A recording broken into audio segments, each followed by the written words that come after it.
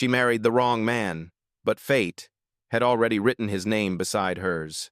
She married the wrong man, but he was the CEO who loved her all along. Fated mistake romance. Welcome to Billionaire Stories Reel. If you enjoy deeply emotional stories of redemption and true love, please subscribe and hit the bell. Now, let us dive into the untold story that changed everything. The courthouse smelled faintly of paper and rain. Under the dim skylight, Clara Hayes stood frozen, clutching a bouquet that was never hers to hold. The clerk cleared his throat, impatient. Next couple, please. A tall man beside her, quiet, composed, stepped forward. His name, she thought, was Ethan Cole, her fiancé's friend sent to help sign some missing forms. The bridegroom she was supposed to marry, Ryan, was running late. But the official misheard, called their names together, and before she could correct it, the pen slid into her hand. Her heart raced, cameras flashed, papers stamped, and just like that, Clara Hayes was married to a stranger. Outside, thunder rolled across the city. Clara blinked against the drizzle, staring at the ring that glimmered faintly on her finger. "This is insane," she whispered. The man beside her tall coat, calm eyes the color of smoke, offered a small, almost guilty smile. "I guess fate wanted me to be your husband today." He held out his umbrella. She hesitated, then took it, the rain pattering softly above them. Her reflection shimmered in the puddle, the second-hand dress, trembling hands, a name she had just signed by mistake.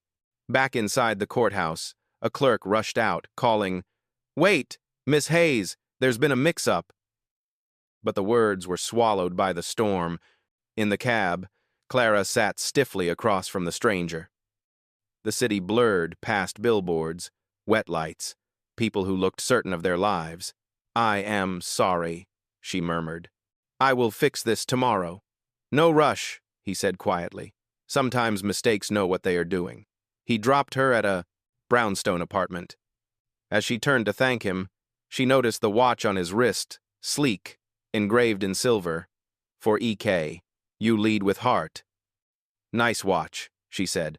"A gift," he replied, "from a life I keep separate." That night, in her tiny room above a bakery, Clara replayed the day again and again. The wrong door, the wrong man. Yet the strange calm in his voice felt right somehow, like a song she had heard long ago. Across town, Ethan Kane, the man she accidentally married, stood before a window in a penthouse that overlooked the city. The skyline pulsed with light, but his gaze stayed on the rain. The wedding band on his hand caught the reflection of the storm. He should have called the lawyer. He should have corrected the error. But for the first time in years, he had felt something real, a connection unplanned, uncalculated, human. "Mrs. Kane," he whispered under his breath, tasting the irony. Then he smiled almost sadly. "Let's see where this mistake takes us." The night deepened, carrying two strangers under the same rain, one believing she had ruined her life, the other quietly realizing she had just walked into his. And as fate would have it, their story was only beginning. Now, let us return to our main character. Morning light filtered through thin curtains and brushed across Clara's face. The sound of traffic and the scent of baked bread from the shop downstairs reminded her that life had not stopped for her confusion. The ring on her finger caught the sunlight again, mocking her. She slipped it off and placed it on the nightstand. Her phone buzzed. A message from the landlord blinked on the screen. "Rent due by Friday, or the room goes to someone else." She sighed, her chest tightening.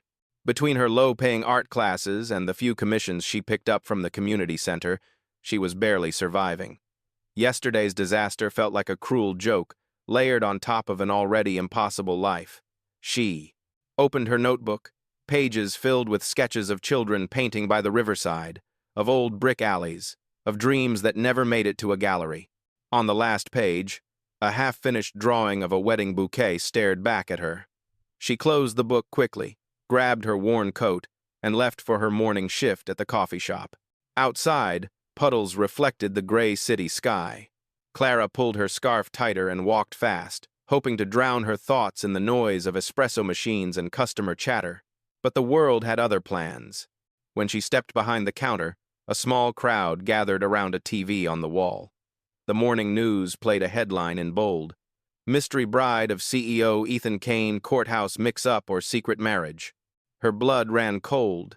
Photos from yesterday flashed across the screen, her confused face, his calm expression, the clerk stamping papers. No, no, no, she whispered, reaching to turn off the TV. Her coworker raised an eyebrow. That guy's a billionaire, right? The one who bought the old railway district? Clara forced a smile. Just some gossip. They mix people up all the time. But her hands were shaking. By the time her shift ended, the drizzle had turned into steady rain. She found herself walking without direction, umbrella useless in her hand. The memory of Ethan's quiet words echoed in her head. Sometimes mistakes know what they are doing. She reached her small apartment and froze. Parked in front of the bakery was a sleek black car that did not belong to this neighborhood. Its door opened, and Ethan stepped out, holding that same umbrella from yesterday. The world seemed to shrink until only the two of them existed under the rain. I did not mean to cause trouble, he said softly. The press has already made a story out of nothing. I thought I should explain. Clara crossed her arms. Explain what? That you are the Ethan Kane everyone suddenly cares about? Or that you let me believe you were someone else? He paused, rain dripping from his hair. If I had told you who I was, you would have run before I could finish a sentence. You are right, she said bitterly, because people like me do not belong in your world. Ethan took a careful step closer. You belong wherever you decide to stand. I can make the rumors disappear, but I cannot erase the fact that we are, legally, married. Clara blinked in disbelief. There has to be a way to undo it. There is, he said. But until the paperwork clears, you might need to stay somewhere the press will not find you. Like where? My place, he answered simply. She stared at him, torn between anger and exhaustion. The idea of stepping into his world felt like walking into another storm. Yet the rain soaked through her coat, and the thought of more humiliation in front of her neighbors pushed her toward his car. Ethan opened the door, his movements gentle, respectful. She hesitated for a long second, then slid inside. As the car pulled away, raindrops streaked the window like tiny rivers tracing the city's scars. Neither of them spoke. The silence between them was not empty. It was heavy, humming with questions that neither dared to ask. When they reached his penthouse, the doors opened to a world she had never known. Clean lines, glass walls, a quiet hum of hidden luxury. He guided her inside and handed her a towel. You can use the guest room. It is yours as long as you need. Clara stood still, dripping rain onto the marble floor, her heart pounding in disbelief. A stranger's apartment, a mistaken marriage, a billionaire who spoke like a man who had been lonely too long. She looked around at the skyline beyond the window and whispered to herself, I do not belong here. Ethan heard her but said nothing. He only turned toward the rain, watching the same storm they both carried inside. For now, two worlds had collided by accident, but neither of them knew that the mistake was already rewriting both of their lives. Rain kept falling through the next morning, tracing silver lines down the wide windows of Ethan Kane's penthouse. Clara woke to the soft hum of the city far below. For a moment, she thought it had all been a dream, the courthouse, the cameras, the stranger who called himself her husband. But the oversized guest room, the crisp sheets, and the faint scent of coffee drifting down the hall told her this was real. She dressed quickly in the same clothes from yesterday and stepped out carefully. The place felt more like an art museum than a home. Every surface gleamed. Framed black and white photographs lined the walls, cities, faces, and one picture of a little boy painting under a streetlight. It looked strangely familiar. Ethan stood in the kitchen, sleeves rolled up, pouring coffee into 2 cups. He turned as she entered. Good morning, he said. I hope you like black coffee. It is all I have before my assistant brings groceries. Clara hesitated, unsure whether to sit. You do not need to treat me like a guest. I will be gone as soon as this situation is fixed. I am not treating you like a guest, he said, handing her a cup. You are my wife, at least for now. She almost choked on her first sip. Please do not remind me. He smiled slightly. Fair enough. But if the press finds you again, they will think we are hiding something worse. Let us keep the story simple. You are staying here until we resolve it." "Simple," she repeated. "Nothing about this is simple." Ethan leaned against the counter, studying her. "You teach art, right? That was in one of the articles." Clara frowned. "I do not know how they even got that detail. They have their ways," he said quietly, "but you must be good at it to make the papers." "I am barely making rent," she replied. "Good does not pay the bills." "Maybe talent does not always need to," he murmured, almost to himself. When she looked up, he was glancing at the watch on his wrist, the same silver one she had noticed before. The engraving caught the light again. For EK, "You lead with heart." She tilted her head. "That watch, it does not seem like something a businessman would wear. It feels personal." Ethan ran a thumb over the metal. "It was a gift from someone who thought I had a heart to lead with. I am not sure I still deserve it." The words hung in the air, quiet and strange, like a confession she was not meant to hear. Later that afternoon, Ethan showed her around the apartment, explaining that most of it was empty. "I travel often. The staff come and go. It is easier this way," he said. In his office, she noticed something unexpected, a sketch pinned beside blueprints and business charts. It was a charcoal drawing of an old train station, detailed and soft. Her eyes widened. "You drew this?" He nodded. "A long time ago, before everything became about numbers. You could have been an artist." He smiled faintly. "Maybe in another life." That evening, they ate takeout at the long dining table, silence filling the space between the clatter of chopsticks and rain tapping the windows. Clara looked at him across the distance of a dozen chairs. For someone who owned half the skyline, he looked impossibly alone. When dinner ended, she stood to leave the table. "Thank you for letting me stay. I will try not to get in your way." "You could not, even if you tried," he said softly. Before going to her room, she paused by the doorway. The city lights reflected in his eyes, making them look like a horizon she could not quite reach. "Ethan," she asked quietly, "why were you at the courthouse that day?" He looked up from his glass of water. "To sign a deal that should have changed everything. Instead, it did." She waited for more, but he only smiled calm, unreadable. In her room, Clara opened her sketchbook again. She drew the curve of his hand holding the coffee cup, the reflection of the storm in his watch, the outline of her own ring lying on the nightstand. At the bottom of the page, she wrote 2 words, "Wrong man." Then, almost without thinking, she added another line beneath it. Or maybe not.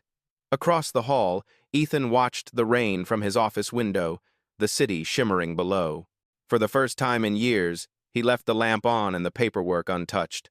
His thoughts were no longer with contracts or mergers, but with the quiet teacher who now slept down the hall, someone who had entered his life by mistake, and yet felt like the only thing that had ever been right.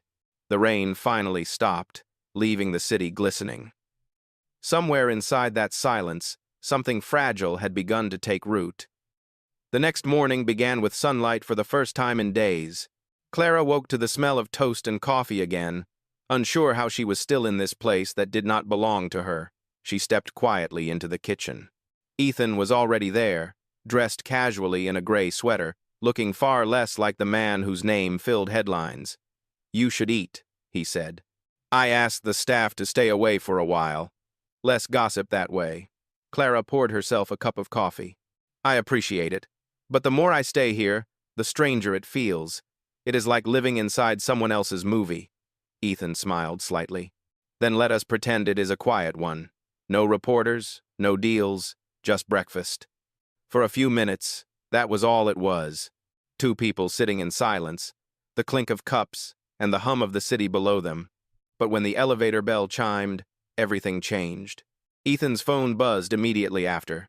His calm expression hardened. He turned to her. "The press found out where you live. They are waiting outside your building. Someone leaked the address." Clara's stomach dropped. "What? How?" "It does not matter. You cannot go back there for now," he said, already typing a message. "I will handle it." By noon, several news sites had already posted photos of her old apartment door. The headline read, The unknown wife of Ethan Kane, teacher or gold digger? Clara sat on the couch, the article open on her phone, her throat tight. They are calling me a liar. They think I planned all this. Ethan walked over, his tone firm but gentle. They are wrong, and you will not face this alone. I do not want your protection, she said, voice breaking. I just want my life back. He paused. Then let us make sure you still have one to go back to. That afternoon, he drove her to a quieter part of the city. Away from the flashing cameras, they entered an old brick building filled with canvases, sculptures, and light. A small golden plaque by the door read, "The Kane Foundation for Arts and Community." "What is this place?" she asked, softly. "A program I started years ago," he said. "We help young artists and teachers fund their projects. I thought you might like to see it." Clara walked through the studio, eyes widening at the murals, the paint-splattered floors, and the children's drawings pinned to the walls. "You built all this?" "I financed it," Ethan said. "Others made it real." She smiled faintly. "Still, you believed in it first." A young woman approached and shook Ethan's hand before turning to Clara. "So this is your wife. You picked an artist." Finally. Clara's cheeks flushed. It was not exactly planned.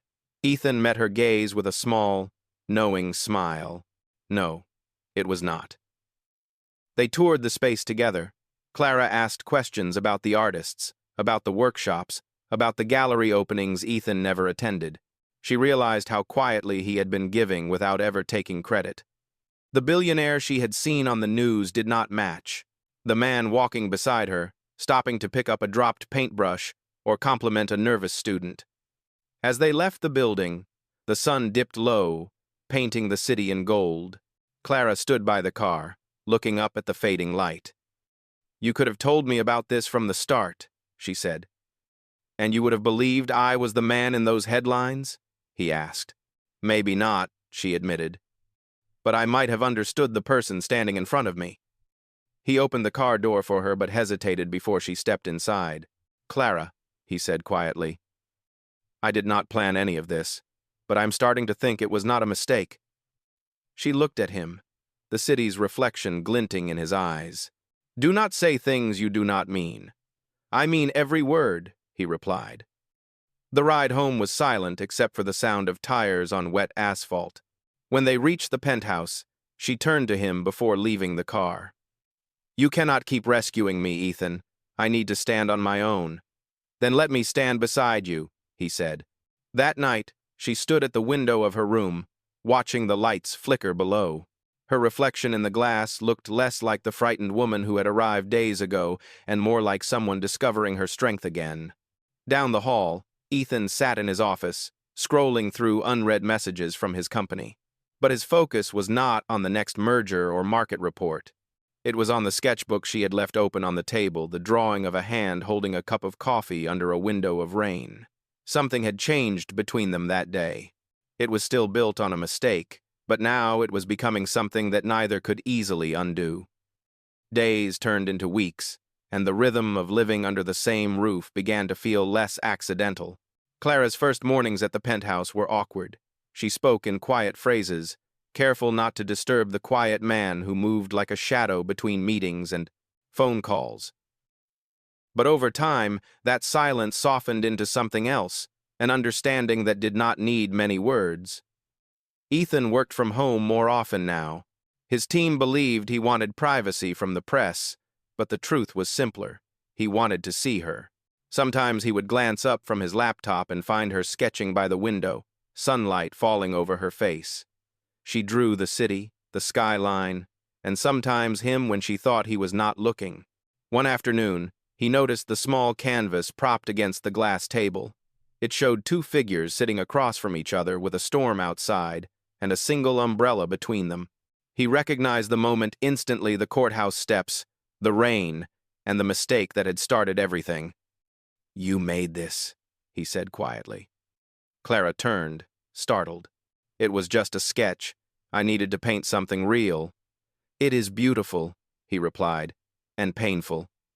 She looked down at the canvas. Mistakes usually are. They shared a long silence. Then Ethan asked, "Would you like to see the garden upstairs? It is not much, but I think you will like it." He led her to the rooftop terrace that overlooked the city. The sun had just begun to set, scattering gold over the skyline. Clara stepped forward, eyes wide at the unexpected beauty. "You have a garden up here? I had it built years ago," he said. "But I never come here." "Why not?" He shrugged. It felt empty before. They walked between rows of lavender and small trees that swayed gently in the wind. Clara stopped beside a stone bench and sat down. "It does not feel empty now," she said softly. Ethan sat beside her, the distance between them shrinking. For the first time, he seemed less like the untouchable man from the news, and more like someone she could almost reach. Later that evening, they ordered dinner from a small local restaurant, instead of the usual catered meals. The smell of pasta and garlic filled the kitchen, and Clara insisted on helping. She stood beside him, stirring sauce while he poured wine.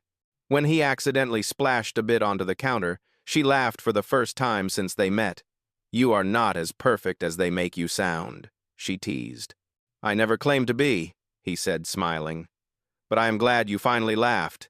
"I forgot I still could," she admitted. When dinner ended, they lingered by the window with their glasses. The rain had returned, soft and rhythmic. Clara watched it trace silver lines across the glass. "You know," she said, "this view should make me feel small, but it doesn't. It feels possible." Ethan turned toward her. "That is what you do to people, Clara. You make them believe in possible things." Her heart caught at his words. She looked away quickly, afraid he might see the warmth rising in her eyes. "You should not say things like that," she whispered. "Why not?" "Because I might start believing you." He said nothing more, but the silence between them spoke louder than any promise. Over the next few days, Clara began to explore his world outside the penthouse. She accompanied him to a small charity event at the Kane Foundation, helping arrange art displays for an upcoming auction. She met people who treated Ethan with a mix of respect and fear, and she understood why he hid behind calm silence. In that world, kindness was currency and trust was rare. Yet when he looked at her, the mask dropped. He asked about her students, her favorite colors, her dream of opening a community studio. For the first time, she told someone everything without fear of sounding foolish. That night, back at the penthouse, she stood by the window and sketched again this time, 2 rings overlapping under falling rain. It was the first drawing she had not planned. It simply appeared, guided by something she could not explain. Across the room, Ethan watched her from his desk. "That looks like a promise," he said. "Or maybe just a memory," she answered. "Either way," he replied, "it feels real." For the first time since the courthouse, she forgot about the cameras, the headlines, and the mistake that bound them. In that quiet moment, beneath the hum of city lights and the soft rain against glass, 2 people from different worlds realized that what had started as an accident was slowly becoming the most honest part of their lives. The night of the charity gala arrived sooner than Clara expected. The Kane Foundation had decided to honor its anonymous founder for years of contribution, and Ethan insisted she come with him. "You helped design the layout for the art showcase," he said. "You should see it finished." She stood before the mirror in the guest room, adjusting the simple navy dress he had given her to wear. It was elegant but modest, the kind of beauty that whispered instead of shouted. When she walked into the living room, Ethan turned, momentarily forgetting to breathe. "You look—" He paused, searching for the right word. "Perfect," Clara blushed. "You are not so bad yourself, Mr. Mysterious." He smiled, offering his arm. "Then let us face the world together." The gala was held at a glass-walled ballroom. Overlooking the river, lights shimmered across the surface like falling stars. Musicians played soft jazz, and guests in designer suits moved between champagne flutes and polite laughter. Clara felt out of place but tried to smile through it. As they entered, a photographer's flash burst across the room. "Mr. Kane, over here!" someone shouted. She froze. Ethan's jaw tightened. "Ignore them," he whispered. "Stay close to me." Her mind raced. Mr. Kane. The name hit her like a wave. She turned toward him slowly. "They just called you Mr. Kane," she said under her breath. Why would they? Before he could answer, the host's voice echoed through the microphone. "Ladies and gentlemen, please welcome our guest of honor, Ethan Kane, founder and CEO of Kane Enterprises." The room erupted in applause. Clara's world tilted. She looked at the man standing beside her, the same one who had claimed to be a quiet businessman fixing a clerical error. He did not deny it. He only looked at her with the same calm eyes that once felt safe and said quietly, "I was going to tell you." Her voice trembled. "You were going to tell me after the entire city did it for you? Clara, please." "No," she said, stepping back. "All this time I thought you were different, that you saw me, not what I could prove." Cameras flashed again, and her reflection in the ballroom's glass walls looked like a stranger's dressed beautifully, surrounded by luxury, but broken inside. Ethan reached for her hand, but she pulled away. "I trusted you," she whispered, "and you let me be the last person to know who you really are." The guests, sensing tension, turned their attention back to the stage. A journalist nearby snapped another photo, whispering, "Trouble in paradise?" Ethan lowered his voice. "Clara, come with me. We can talk somewhere private." But she shook her head. "You lied to me, Ethan. Every word, every look, it was all part of your world, not mine." "It was never a lie," he said. "I just wanted to be someone you could know without the noise." She looked at him for a long moment, her eyes glistening. "You could have been anyone, but you chose to be a secret." Without another word, she turned and walked toward the exit, her heels clicking sharply against the marble floor. The night air outside was cold and sharp, carrying the scent of the river. She stood alone on the steps, the sound of music fading behind her. For a moment, she thought he would follow, but he did not. He stayed inside, watching her silhouette disappear into the crowd. Inside the ballroom, the host continued his speech. "Mr. Kane has quietly changed thousands of lives through his philanthropy," he said. "Tonight, we celebrate not only his success, but his heart." Ethan smiled politely for the cameras, but his mind was elsewhere. The seat beside him remained empty. Across town, Clara rode in a cab, the city lights smearing across the window like tears she refused to shed. She stared at the ring still on her finger, the one she had promised herself she would never wear again. "I married a stranger," she whispered, "and maybe I was the only one who did not know it." As the car disappeared into the rain, the headlines for tomorrow were already being written, but neither of them cared. For the first time since their fateful mistake, the distance between them was not just about class or lies, it was about heartbreak. And somewhere deep down, Clara knew this was not the end. Every truth, no matter how painful, had its purpose. The deepest secrets are about to change everything. Subscribe now to catch the dramatic twist that is coming in the next chapter. The morning after the gala, the world woke up to headlines that glimmered with gossip and betrayal. Every newspaper carried the same photograph. Clara leaving the ballroom in tears while Ethan Kane stood alone under the chandelier. In her small apartment above the bakery, Clara scrolled through the endless feed of comments until her chest ached. Words like gold digger, liar, and opportunist screamed from every post. She shut the phone off and buried her face in her hands. The ring that had once felt accidental now burned like a reminder of her own foolishness. Her landlord knocked on the door. "You cannot stay here anymore," he said gently. "The reporters keep coming by." "I am sorry, Clara." She nodded without argument. There was nothing left to fight. Meanwhile, in his penthouse, Ethan sat in silence, staring at the phone on his desk. Dozens of missed calls from his public relations team, investors, and even board members filled the screen. But the one name he wanted to see never appeared. He picked up the silver watch from the table, running his thumb over the engraving. "You lead with heart." For the first time, he did not believe the words. When his assistant entered, Ethan spoke without looking up. "Cancel the next quarter's meetings." "Sir, the press is asking for a statement about your wife." "She is not part of my company," he said quietly, "and she will never have to answer for my mistakes." That night, Clara packed what little she owned into a single suitcase. Her sketchbook lay open on the bed, the page from the penthouse still half finished the drawing of 2 rings under rain. She hesitated, then tore it out and left it behind. The sound of paper ripping through silence felt like a goodbye. Hours later, Ethan found himself outside her old building, his car parked beneath the flickering streetlight. She was gone. He sat there for a long time, watching the empty doorway that once carried her laughter. He whispered into the quiet, "I tried to protect you from the world, Clara. I just did not realize I was the one who hurt you the most."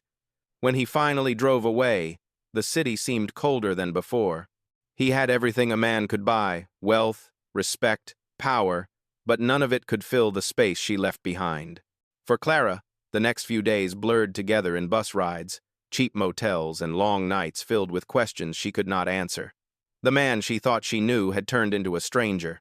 Yet somewhere inside her heart, a voice still whispered that not everything he said was a lie. Sometimes the deepest wounds come from the people who never meant to hurt us. And sometimes love has to be broken before it can be true. 2 weeks passed, and the world moved on to new scandals, but Clara's life stood still. She found a small job teaching art at a youth center on the edge of the city. It was quiet, unglamorous, and safe. The children knew nothing about her story, and for a while, she could pretend she was just another teacher trying to rebuild her life. One rainy afternoon, the director of the center walked into her class, holding a white envelope. "Someone dropped this off for you," he said. "No name, just your initials on the front." Clara opened it carefully. Inside was a single invitation embossed with gold lettering. Kane Gallery, Grand Opening, the art of Clara Hayes. Her heart stopped. The date was tonight. She stared at the invitation until the words blurred.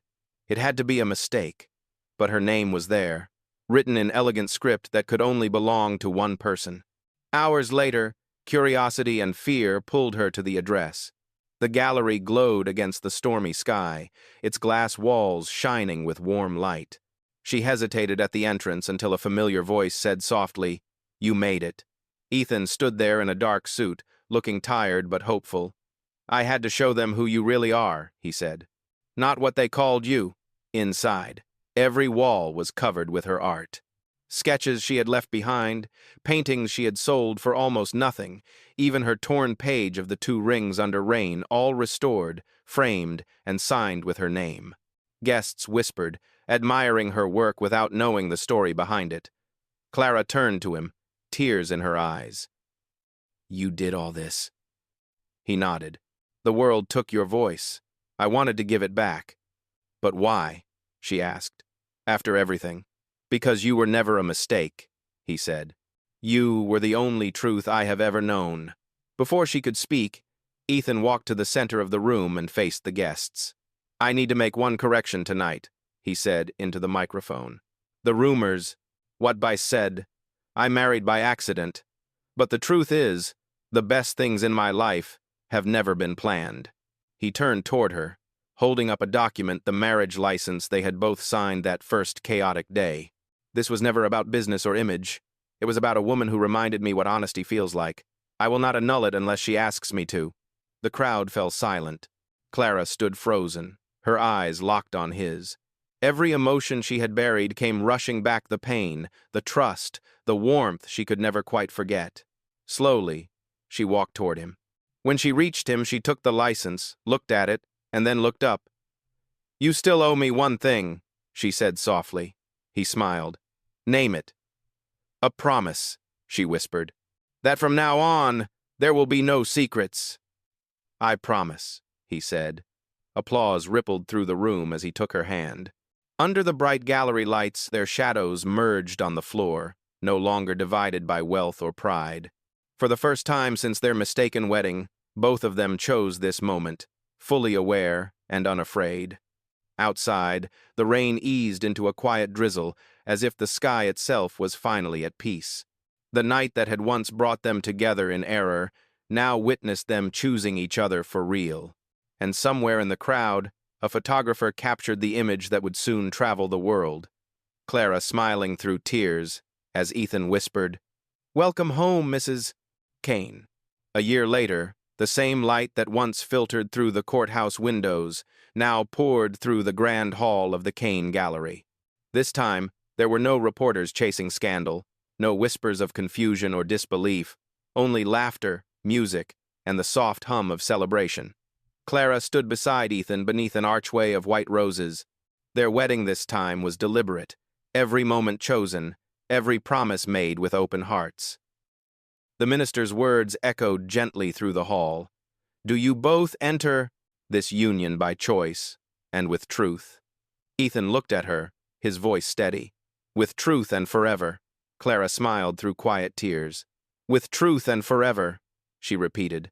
When they exchanged rings, Ethan slipped a new band onto her finger. Simple, elegant, engraved with the words, "Best mistake." The guests laughed softly at the inscription, but Clara understood it completely. It was not about imperfection. It was about destiny, disguised as error. After the ceremony, the two of them walked hand in hand through the gallery. The paintings around them told their story: the courthouse in rain, the rooftop garden, the two rings under falling drops. Their past, once filled with misunderstanding, had become a living exhibition of how love could rewrite even the most broken beginning. At the far end of the room, a framed photograph caught Clara's attention. It was the one taken the night of the gallery's opening, Ethan whispering to her under the soft light, both of them unaware the moment had been captured. Beneath it, a small plaque read, "Every mistake leads us home." Ethan came to stand beside her, slipping his arm around her waist. "Do you like how it turned out?" She nodded. "It feels right," he smiled. "So do we." Outside, guests gathered on the terrace overlooking the river. The sky glowed pink and gold, the air full of warmth and promise. Clara raised her glass for a quiet toast. "To second chances," she said. Ethan added, "and to the courage to begin again." As music filled the air, they began to dance. No flashbulbs, no crowd pressing close, just two people who had found their way back to each other. The city lights shimmered on the water below, mirroring the rhythm of their steps. When the song ended, Ethan leaned close, his voice soft but certain. "If fate ever makes another mistake, I hope it is with you again." Clara laughed, resting her head against his shoulder. "Then let us never stop giving fate a reason to try." The night faded into gentle applause and distant laughter. Somewhere beyond the river, the same rain that once brought them together began to fall again, not as a storm, but as a quiet blessing. For Clara and Ethan, what began as chaos had become grace. Their story had not been written by perfection. It had been written by forgiveness, by love, and by the courage to believe that even mistakes can lead to forever. Thank you for joining us for this cinematic adventure. If you want more untold or real stories of billionaire love and redemption, please subscribe and choose your next true heart journey on your screen now.